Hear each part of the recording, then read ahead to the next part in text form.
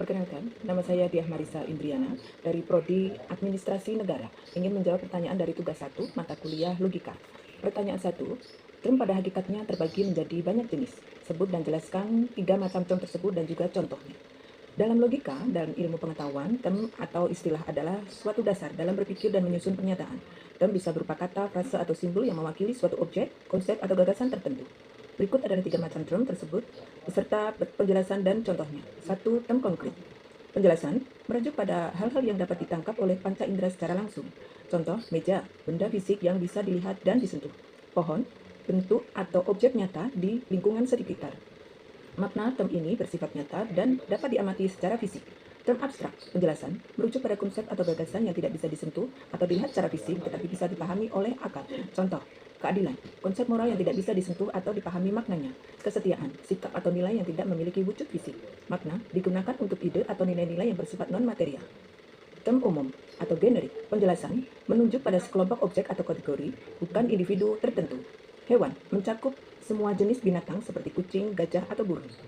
Kendaraan, mencakup motor, bis, atau mobil, dan lain-lain. Makna, term ini luas cakupannya dan tidak menunjuk pada satu objek tertentu. Pertanyaan kedua, sebutkan, berikan contoh bentuk sesat pikir atau logical fallacy.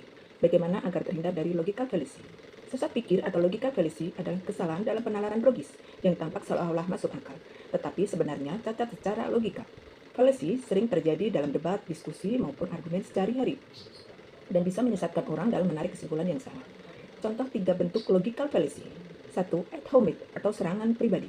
Penjelasan, menyerang karakter atau pribadi lawan, bukan argumennya. Contoh, pendapatmu soal perubahan iklim tidak valid karena kamu bukan ilmuwan. Mengapa salah? Validitas argumen tidak tergantung pada siapa yang mengatakannya, tetapi pada isi argumen tersebut. Strawman, orang-orang jerami. Penjelasan, memelintir atau melebih-lebihkan argumen lawan agar lebih mudah diserang. Contoh, kita perlu menata ulang sistem pajak B. Jadi kamu ingin negara ini tidak punya dana sama sekali. Itu gila. Mengapa salah? Argumen A tidak berarti ingin menghapus pajak, tapi diselewengkan oleh B. 3. Post hoc ergo propter hoc. Setelah itu, maka karena itu. Penjelasan, menganggap bahwa karena salah satu terjadi setelah hal lain, maka yang pertama pasti penyebabnya. Contoh, aku minum teh jahe tadi pagi dan sehingga aku sembuh dari flu. Jadi teh jahe pasti menyembuhkan flu. Mengapa salah?